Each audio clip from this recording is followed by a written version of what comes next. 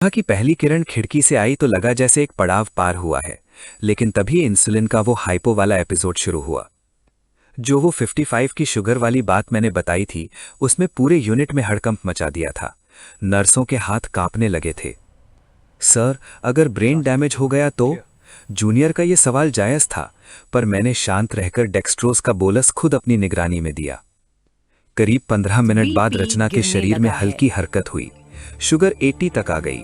हमने एक गहरी सांस ली। दोपहर तक ट्राइग्लिसराइड की रिपोर्ट का इंतजार था।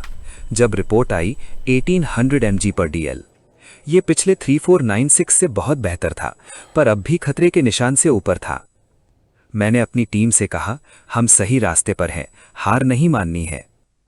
अगले 24 घंटों में हमने इंसुलिन की डोज को बहुत ही बारीकी से एडजस्ट किया।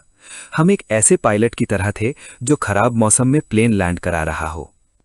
तीसरे दिन की सुबह रचना ने अपनी आंखें खोली और पहली बार मांगा, पानी। मैंने मुस्कुराते हुए कहा, अभी नहीं रचना जी, अभी आपकी अंतड़ियों को आराम की जरूरत है।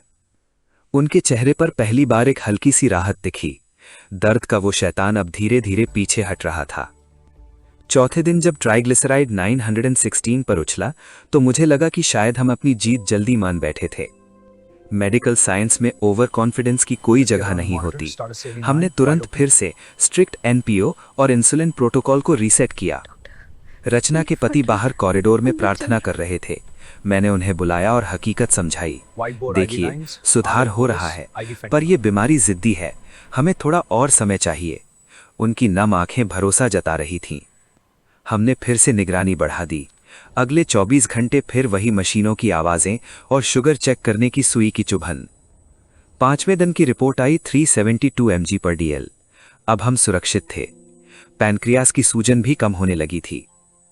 हमने धीरे धीरे उन्हें तरल पदार्थ देना शुरू किया। इस बार शरीर ने उसे स्वीकार कर लिया। डिस्चार्ज का दिन आया। रचना अब बिना किसी सहारे के बेड पर बैठी थीं। वो खौफ अब आंखों से जा चुका था। मैंने जाते समय उनसे कहा, याद रखिएगा, आपकी रसोई आपकी पहली दवा है। तेल, मसाला